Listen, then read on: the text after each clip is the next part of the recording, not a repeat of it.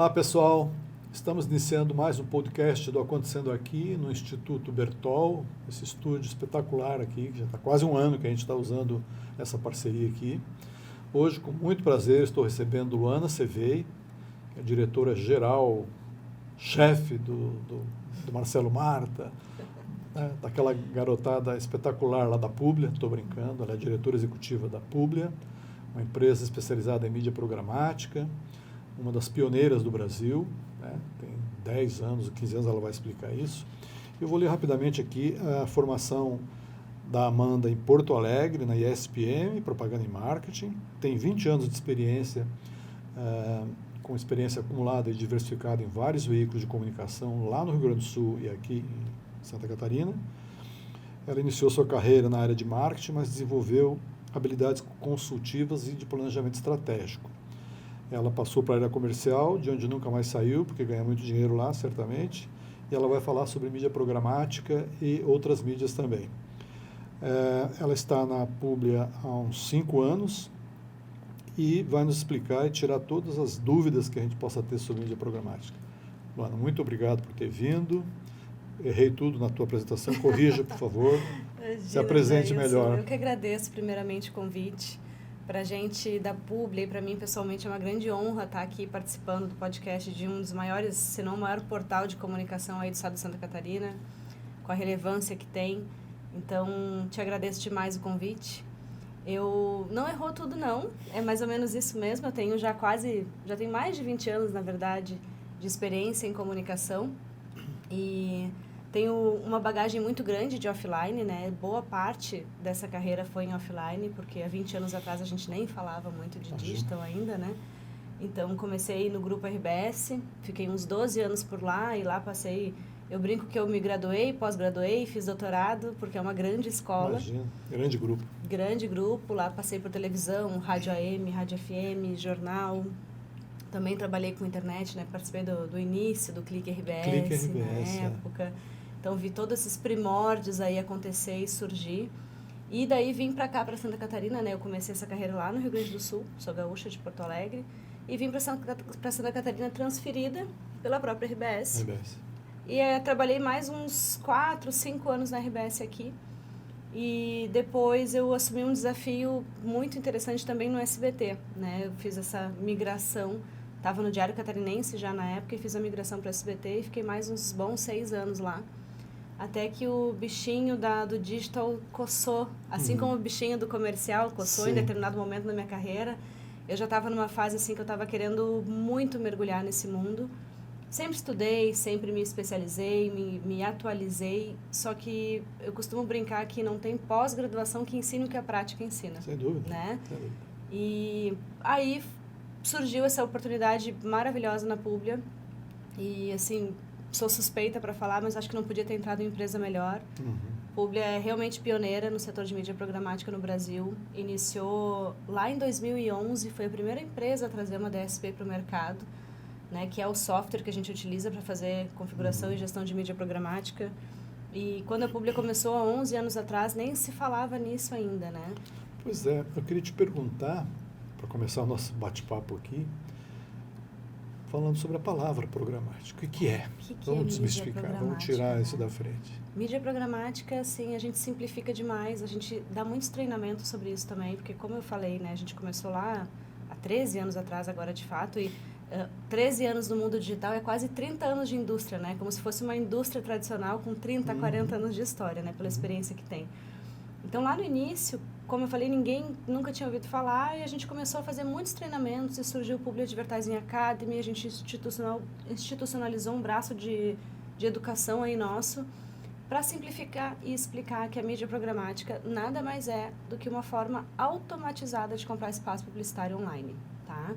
Quando a gente começou, a gente estava falando de clique aqui, né, dos banners, dos portais. Quando a gente começou, o mídia... Era só isso, né? Era só isso, só banner, super banner, o pop-up, né, que chamava na época, e os mídias tinham que ligar para todos os portais e negociar um espaço e rodar naquele portal. Os inventários eram menores, o inventário é o estoque, digamos assim, né, que a gente tem de veiculação ali no digital. Os inventários eram menores e, apesar de já ser muito trabalhoso trabalhar dessa forma, né, comprar um a um, ainda era viável. Mas a internet cresceu de forma exponencial, o acesso à internet também se popularizou de uma forma muito rápida e começou a ficar inviável a gente fazer compras assertivas dessa forma manual, digamos assim, né? E com isso vem o software, vem a automação, para nos ajudar a encontrar todos esses inventários e também as audiências de uma forma simplificada. Sim. Então, hoje, porque o que acontece? A gente tem muitos portais de relevância, não é mais 2 ou 3 portais de relevância. Sim, são muitos portais. E também a gente tem muitos públicos para esses portais e muitos públicos para as marcas.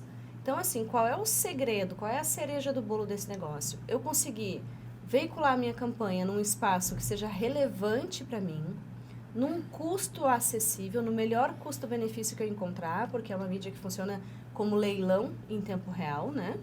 No melhor espaço que eu puder encontrar e para as pessoas certas, porque eu e você podemos consumir o exame, só que somos públicos diferentes, né? Então, é entender que para determinada marca eu preciso conversar com a Luana e para determinada marca eu preciso conversar com o Jailson. Mas não só no portal da Exame, também no Globo.com, também no site de viagens, no site de culinária. Sim, momento psicográfico da audiência. Exatamente. Antigamente usava-se bastante isso. Eu queria tirar uma dúvida para mim e para todos sobre Trading Desk, DSP, ponto de venda, agência, software, tecnologia, programática, CPM, CTC, é 1 milhão de coisas aí. Mas rapidamente, que senão vai gastar todo o tempo da nossa entrevista aqui. Só para o pessoal compreender essas... As linguagens do nosso universo, né? Uma Trading Desk é uma empresa que opera mídia programática. A Publi nasceu como uma Trading Desk, é assim que a gente se intitula, porque o nosso principal negócio é a mídia programática. Sim. Uma agência de propaganda trabalha com todos os veículos, com todos os meios. Mídia tradicional e mídia programática. E mídia programática, e mídia digital, outras display. E geralmente compra mídia programática de trading desks. Então, nós somos parceiros das agências. E muitas vezes terceirizam o serviço para a gente. Começou como mídia programática, mas hoje a gente tem ali mais de 25 plataformas ao portfólio, porque à medida que foram surgindo outras plataformas, a gente também foi incorporando ao nosso portfólio, a nossa prateleira de soluções, entendendo que, bem para facilitar a vida do mídia e da agência, ter um fornecedor só que consegue solucionar para mim muitos problemas ao mesmo tempo faz sentido e facilita a minha vida, né? Porque os desafios do mídia só aumentam. DSP é o software que faz essa compra. Então, é o software que a Trading Desk usa. Várias trading podem usar o mesmo software? Sim, várias tradings geralmente usam o mesmo software. E assim, hoje em dia, a gente já encontra vários no mercado. Eu costumo dizer que assim, durante uns 4, 5 anos, pelo menos, a Publi navegou sozinho praticamente no mercado de mídia programática. Eu lembro disso. No Brasil, né? Porque a Publi nasceu em Florianópolis, tem matriz aqui em Floripa, mas atua de forma nacional.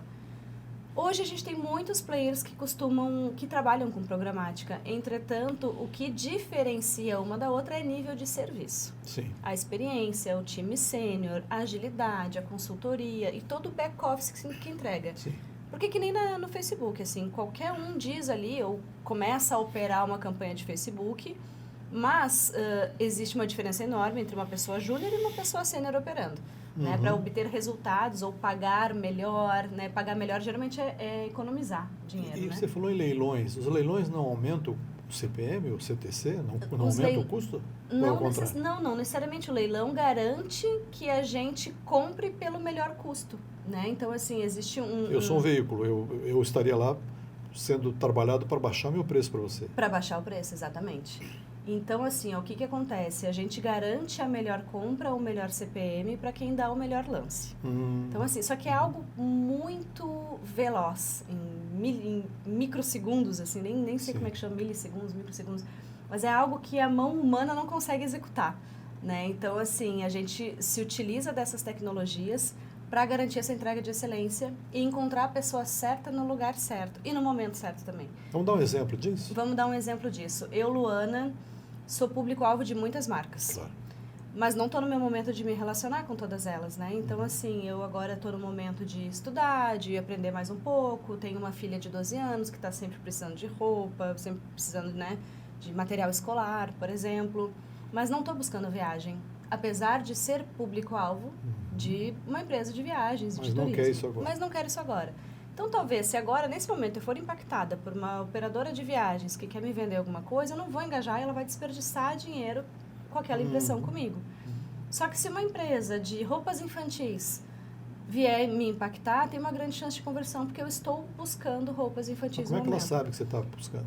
O tal dos e cookies. Como é que uma empresa de turismo sabe que você não está, não vou falar com ela ou falar com outro? Aí, como é que vem esse input? O meu comportamento de navegação na internet vai dizer isso. Lembra que a gente dá o aceite nos cookies lá? Que aí ia acabar, mas não vai mais acabar, e os cookies de terceiros, né? À medida que a gente está navegando nos sites, a gente dá os nossos dados em troca de alguma coisa. Nada é de graça, apesar de parecer de graça. Né? Então, hoje em dia, qual é o maior dinheiro do mercado digital? Dados, informação. Então, quando eu entro num portal, eu, no mínimo, aqueles cookies essenciais, eu sou obrigada ali a aceitar. Mas tem um monte de site que não te dá a opção dos essenciais. Ou você aceita tudo, ou você não vai adiante. Exatamente. Isso não é contra a LGPD? Então, aí a gente precisa ter especialistas em LGPD, Vocês né? olham para isso? A gente tem uma pessoa especialista em LGPD dentro da Publia. Para examinar se o site está exigindo... Para examinar, para garantir, e para garantir que os nossos clientes tenham os seus dados protegidos e que a nossa concedido audiência... se quiser. E que a nossa audiência também tenha os seus dados protegidos. Então, eu consigo saber que a Luana é uma mulher de entre tanto e tantos anos, que gosta de gastronomia, que gosta de viagem, que tem filhos por conta do seu comportamento, mas eu não consigo saber que é a Luana CPF tal. Isso é LGPD, né? Certo. Traça o meu comportamento, traça minha navegabilidade, meus hábitos de consumo, mas não identifica quem eu sou no meu CPF, não identifica pessoa física, né? Mas sim um comportamento. E qual é a diferença do programática para a mídia display? Que a mídia display acho que é um banner comum. No Google, por exemplo. Não? Dá uma ideia disso. A mídia programática... A mídia display está dentro da programática? Sim. A mídia programática, então assim, essa DSP que eu comentei contigo, esse software, a gente faz gestão de compra e venda de mídia display e vídeo em portais, aplicativos. Spotify também, YouTube. Mas Spotify também, YouTube também, a gente consegue fazer através da DSP, a gente consegue fazer out of home, CTV, streamings, né, hoje. Uma curiosidade de saber no out of home, como é que vocês fazem mídia programática numa placa, numa esquina, numa empena, na rua da praia em Porto Alegre? Porque a gente faz só em painéis digitais. Que né? Tem lá, nele tem alguma coisa que vocês encontram? E esses painéis digitais têm tecnologias nele, que o inventário deles está acoplado à DSP, está lá Cada na unidade DSP. tem um ID lá, por exemplo. Tem uma tecnologia ali, isso como se fosse isso, disponível, onde, através dessa tecnologia, porque eles são digitais, eles são painéis digitais, não são estáticos. Sei. E aí eles disponibilizam o inventário lá na DSP hoje. Então, a gente consegue fazer, a gente já vê meios tradicionalmente offline migrando para um modelo de compra automatizado, né? Porque o futuro é isso, o futuro é automação, é dados.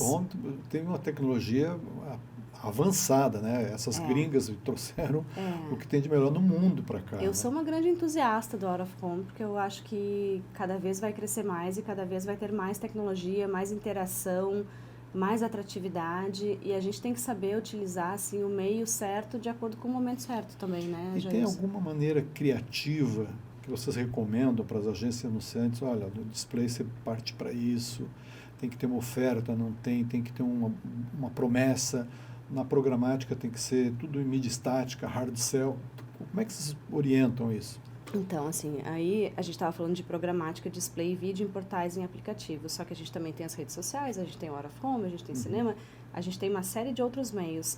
O que a gente costuma fazer? E não existe uma regra que dá certo para todo mundo. O digital, ele é um jogo de tentativas, né, até a gente encontrar a fórmula. Por isso, de novo, eu volto na importância da experiência do parceiro que tu vai escolher. Porque a partir do momento que ele tem muita experiência, ele já, ao longo do processo, já foi afinando todos esses processos para já saber que determinado segmento, o que funciona é isso. Para a educação é isso, para moda e beleza é aquilo, para setores públicos é aquilo, e vai criando processos e site lists e estratégias que a gente já sabe que funciona. Entretanto, como eu falei, não existe uma regra, existe a experiência, mas existem algumas coisas que são imprescindíveis. Então, no digital, por exemplo, é imprescindível ter o botão Call to Action, a gente pedir para a pessoa fazer alguma coisa. Então, toda vez que tu vê um display ali, uma mídia display, sem um clique aqui, saiba mais, inscreva-se, a gente já sabe que esse display ele tem uma tendência a não ter um desempenho tão bom quanto aquele que tem. E aí, a gente, lá dentro de casa, o que a gente costuma fazer? Ter um time de planejamento que são consultores, assim como o time de CS depois que executa a campanha. Então, já no planejamento, a gente já orienta, de acordo com o objetivo que tu tem de campanha e também com a verba que tu tem disponível, a gente recomenda que tu faça essas plataformas aqui, dessa forma, nesse funil, com essas etapas aqui, então a gente já recomenda assim. Depois, quando chega a campanha, fechou o negócio, chega a campanha, tem um time de CS que vai orientar, as peças é ideal que sejam desses tamanhos, que tenham esse formato aqui, que tenham um botão Call to Action. A gente tem que ter uma azul e uma vermelha para fazer um teste, bem entender qual das duas vai desempenhar mais, porque não tem a fórmula, então a gente tem que testar. Então a gente faz todo esse trabalho de consultoria com base na nossa experiência, porque nós somos os especialistas nisso. Tem que acertar, porque senão o cliente não volta. Tem que acertar, senão ele não volta. E aí tem um tempo para acertar também. E é importante até essa expectativa do cliente. Quando a gente comprava lá, há anos atrás, vamos falar de 20 anos atrás, o cara colocava um anúncio na televisão, tinha imobiliária, construtora, tinha que colocar corretor na loja até a meia-noite para ficar atendendo ligação, porque bombava. Sem dúvida. Oferecia lá batata R$1,50, acabava a batata no dia seguinte no mercado. Era mais fácil anunciar, né? Porque tinha poucos meios ali para eu me informar. A família ficava vendo televisão as pessoas 2 horas ali se comportavam plantada, né? Então... E as pessoas se comportavam de uma forma muito similar também, era mais fácil. Entretanto, ele investia o dinheiro, o caminhão de mídia por conta disso, né? Então, eu sou um cliente de uma construtora classe A, eu vou acabar falando com classe A, B, C, D e E, mas da minha classe A tem isso daqui, eu vou pagar por tudo isso daqui. Sim. Hoje em dia, a gente consegue otimizar essa verba para falar só com aquela classe A, só que existe um tempo de maturação, não é de um dia para o outro. E naquela categoria e também naquela região. Naquela região. Vamos falar um pouquinho do funil. Eu já ia começar a fazer aqui um funil desenho. com a minha mão. Etapas do funil. Tá. Você precisa que o cliente diga o que para você definir em que momento ele está e recomendar estratégias. Dá uma ideia, assim, bem beabá sobre esse assunto. Sobre as etapas do funil. Assim, o cliente, geralmente, ele chega já sabendo qual é a dor que ele precisa atingir. Só que, muitas vezes, o que ele sabe do nosso negócio não necessariamente é o que é certo para aquele momento do negócio. O que eu vou te dizer? O dono de uma construtora, ele é especialista em construir apartamentos. Então, ele tem que chegar para a gente dizendo assim, eu preciso vender esse tipo de apartamento para esse público aqui, eu tenho tanto para anunciar. E aí, o ideal é que a gente faça esse desenho, porque às vezes, o que ele faz? Assim, ele chega, eu quero leads, e o lead já é uma etapa lá do fundo do funil, que a gente, para conversão no caso, né? Sim, eu quero converter etapa, em né? leads, exatamente. Só que o ideal é que ele nos escute, porque assim, a gente sempre tem que começar pelo topo. E é uma regra básica do marketing digital, assim, e que muitos pecam nesse sentido, né? Acabam vendo a última linha ali do Excel, a mais baratinha, que já é o fundo do funil, que naturalmente fica mais barato, porque já alimentou o resto, corta todo o resto e deixa só a mídia lá no fundo. E 3, 6 meses depois para de ter resultado, porque ele parou de alimentar a base dele. Então, o ideal é que a gente sempre esteja concomitantemente trabalhando com todas as etapas do funil. Trazendo... Porque aquela pessoa que está no fundo, ela compra um apartamento e depois ela vai comprar um apartamento daqui quantos anos, se não for um grande investidor? Daqui 20 anos, talvez? Então, ele tem que estar sempre trazendo pessoas novas para a minha base. O funil, o que tem que fazer no topo, no meio, no fundo, e depois que acabar o funil, volta para o topo? O topo do funil é uma etapa ainda do processo onde as pessoas não necessariamente entendem que tem um problema para buscar. A gente cria esse problema, a gente vai trazendo, problema no caso, solução também, né? A gente vai despertando nas pessoas o interesse. Então, geralmente são etapas de reconhecimento de marca, de alcance, onde a gente vai estar ali mostrando para as pessoas um serviço, né? Para elas começarem a ter o reconhecimento daquele negócio. Estimulando a visita nos canais da empresa. E gerando tráfego para o teu site, gerando alcance, né? O maior número de pessoas vê minha marca possível, reconhecimento de marca. Então, são campanhas que a gente trabalha como se fosse um institucional, né? Digamos assim. Então, que a gente trabalha de uma forma para mais pessoas começarem a se interessar por mim. E aí não tem mídia melhor para topo de funil do que a mídia programática, a mídia display. display na internet, vídeo também nesses portais, porque são mídias que têm um custo-benefício melhor e que estão ali para cumprir esse objetivo de gerar tráfego para o site ou de reconhecer tua marca, enfim.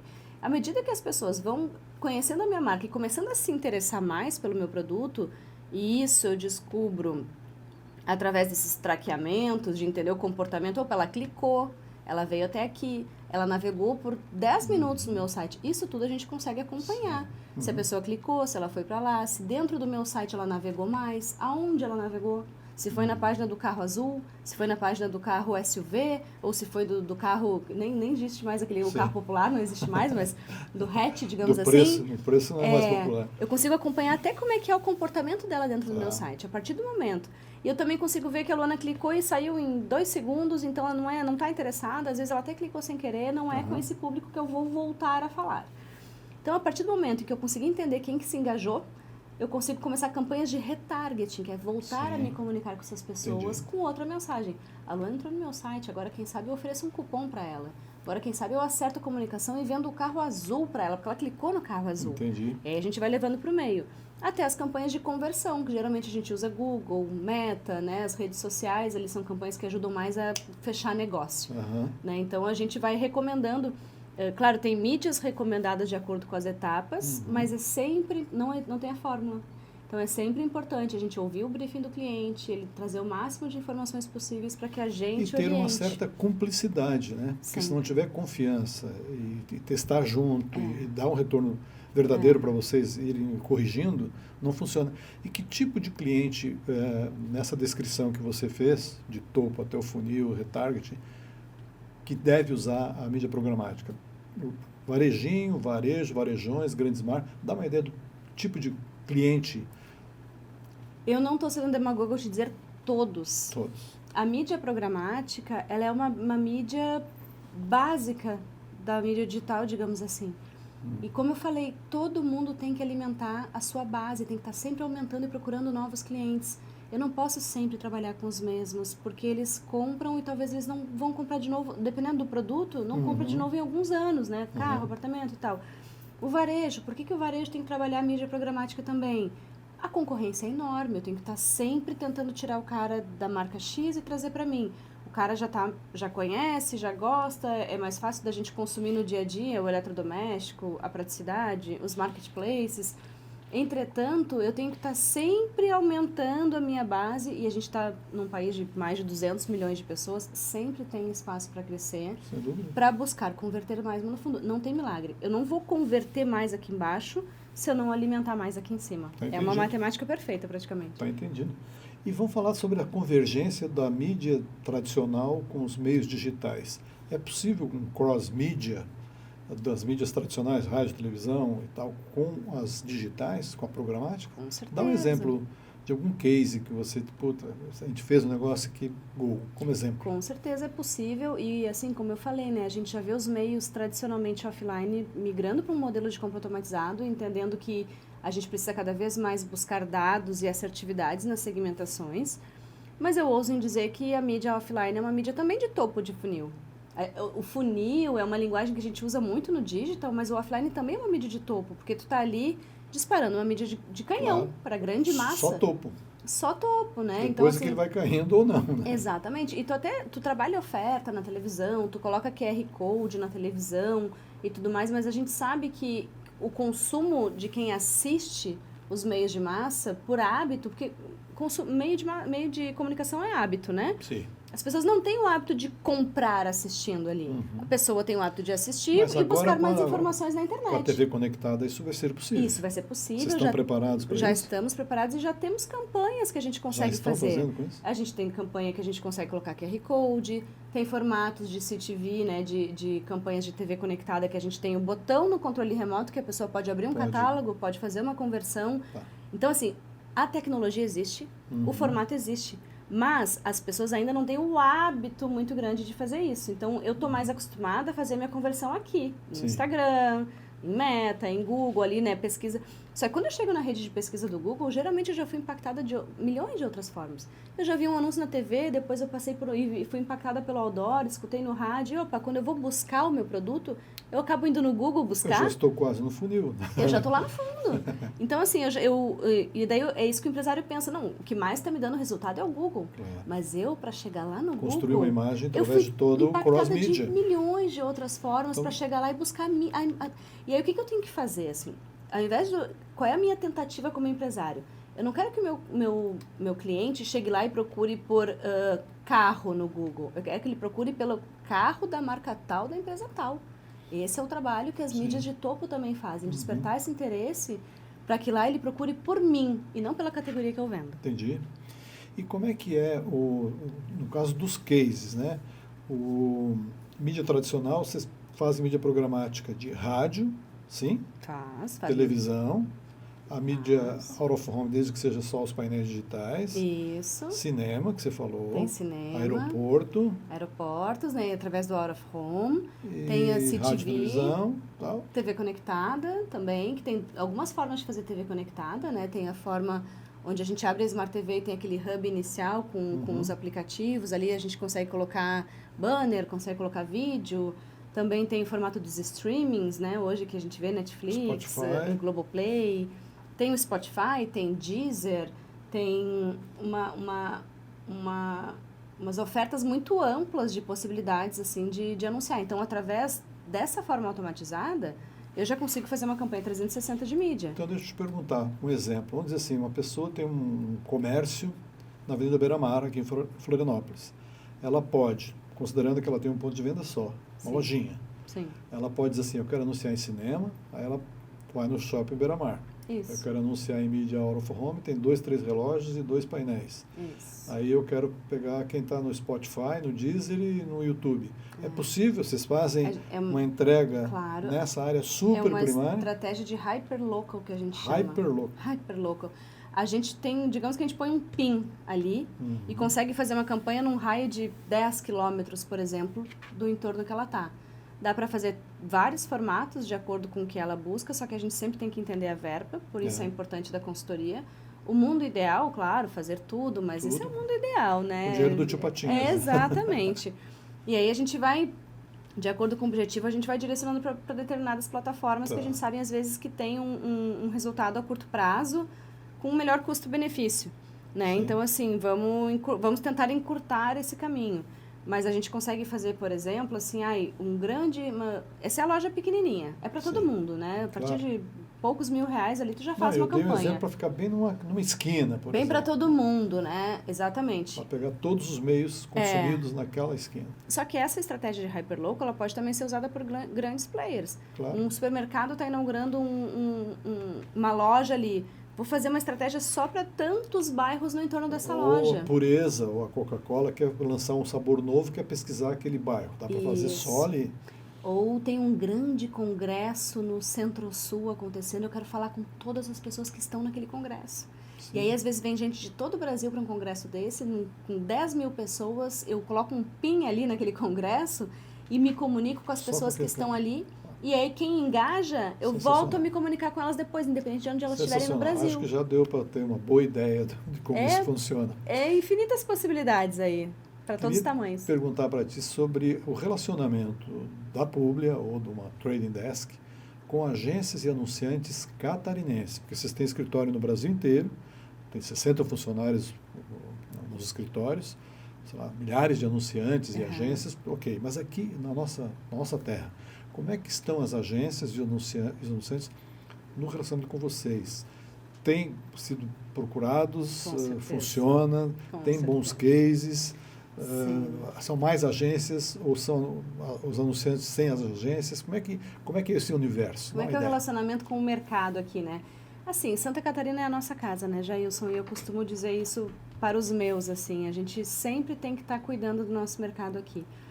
Eu ouso dizer, eu nunca separei por estado, assim, mas eu ouso dizer que 90% do faturamento da Publi hoje, ou quase isso, vem de agências de propaganda, que nos buscam entendendo que somos um parceiro que facilita muito a vida deles no dia a dia, que tem a transparência que precisa ter no processo, né, porque eles acompanham todo esse processo ali junto conosco, e que entendem que é uma relação ali de ganha-ganha, porque muitas vezes o custo para operar tudo isso de uma forma muito sênior acaba custando muito caro.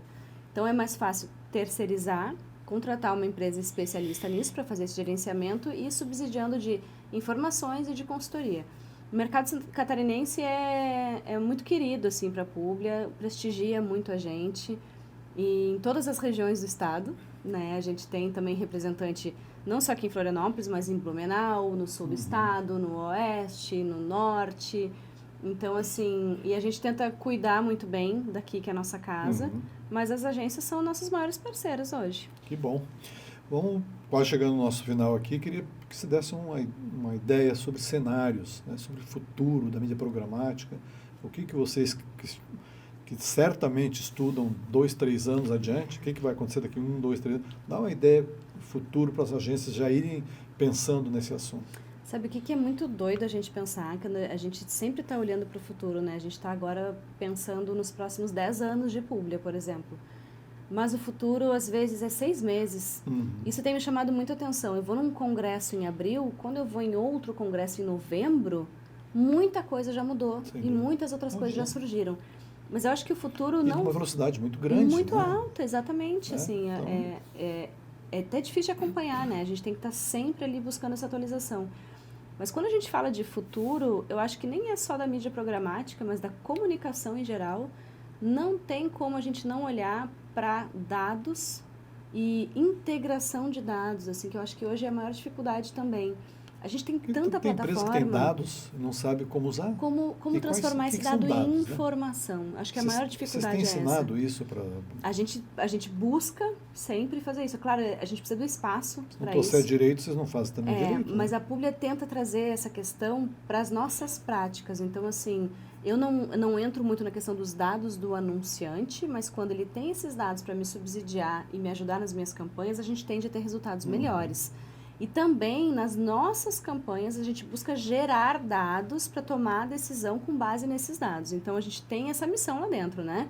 E de integrar esses dados, porque eu acho que o maior desafio é esse, tá? A gente tem, como eu falei, olha quantos cenários aí, quantos meios, quantos veículos de comunicação. Como é que eu vou entender onde que um está ajudando o outro e aonde que um interferiu ali, teve a atribuição no negócio? Isso é integração. Isso é conseguir a gente transformar todos os dados que a gente gera, os cliques, as vendas, em informações que me ajudem no processo de tomada de decisão futura.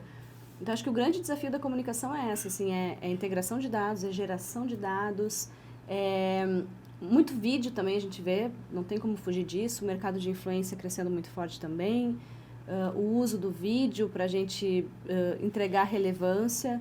A gente já bate nessa tecla há muito tempo, né? Mas cada vez mais é relevância, menos venda. Vou perguntar sobre o resultado de TikTok e Instagram. Tem gente que fala que é um, tem gente que fala que é outro. De onde vocês acham que vem mais resultado para venda? Olha, eu acho que meta ainda... acho que eu tenho, assim, meu time técnico vai saber dizer isso muito melhor, mas pelo que a gente vê, assim, de relatórios e de casos da Publi, ainda quando a gente fala de conversão, eu acho que meta ainda tá na frente. Mas a gente não pode ignorar a ascensão e o boom que o TikTok teve nos últimos 2 anos, 1 ano, 2 anos, assim. Então, o meu time lá interno tem o TikTok como um queridinho do momento, porque é muito bom fazer campanha lá dentro. Sim. As campanhas escalam. É uma plataforma intuitiva, fácil de usar. A entrega é muito maior. É uma entrega muito maior, né? Exatamente. Então, assim, eu acho... as verbas ainda vão mais para meta, tá? Então, na Publi, a gente ainda tem um share maior de investimento em meta, mas o TikTok está crescendo muito e foi uma coisa muito rápida e está dando excelentes resultados também. Para vendas. Para vendas também. Então, assim, só que eu acho que o ideal é sempre a gente tentar botar um pouquinho dos ovos em cada cesta. Sem dúvida. Queridona, chegamos no nosso time final. Queria que você deixasse uma mensagem para a comunidade acontecendo aqui. Mas antes desse recado, caso a gente não tenha abordado algo que você queira transmitir para a nossa audiência, antes da tua mensagem final, pode usar esse espaço. Eu quero te agradecer. Foi um papo muito gostoso, passou muito rápido, né? Dá para a gente agora ir para a mesa do bar ali, continuar conversando horas e horas sobre isso, dias sobre isso. Sou uma grande entusiasta do assunto. E agradeço demais assim, a parceria e o trabalho que o Acontecendo Aqui faz para o Estado. Né? É uma honra para a Publi estar associada junto com vocês, porque a gente precisa muito de profissionais e de portais e de empresas com essa relevância para continuar alimentando e valorizando o nosso mercado. A gente vê muito o mercado da publicidade, o mercado de mídia, partir muito para a execução, já teve tão mais glamour, já foi tão mais valorizado, hoje em dia é tão mais atarefado, né? Parece mais tarefa, nova, né? Parece mais só tarefa, que a gente precisa muito dessa relevância que a gente tem para continuar valorizando os profissionais, sim, valorizando as iniciativas catarinenses. O reconhecimento do talento, né, que falta muito aqui na nossa região. E é um estado muito talentoso, né? O Santa Catarina tem grandes agências, grandes anunciantes nacionais que a gente precisa cada vez mais projetar para o Brasil e estar lá no topo da pirâmide. Vamos fazer um prêmio da Publi Acontecendo Aqui. Olha! Para prestigiar os publicitários. Gostei da ideia, já surgiu um insight aí para nós no futuro. Cosma, tá aí a sugestão. Vamos neles que eu gosto da ideia, tá? Se tu me ajudar, eu te ajudo, a gente gosta. A semente está plantada. Gosto. Então, encerrando aqui com você. Obrigada, pessoal. Obrigada pela atenção, obrigada pelo tempo. Continuem consumindo os conteúdos acontecendo aqui, continuem consumindo os conteúdos da Publi também, porque a gente busca gerar e trazer muita informação para alimentar o mercado de uma forma técnica. Contem com a gente para esse papel aí de consultoria, de inteligência de mercado. E obrigada por nos assistirem. Muito obrigado a você, Luana, por ter vindo aqui, ter aberto tudo que você nos trouxe. Muito obrigado. Para você, até o próximo podcast. Até lá.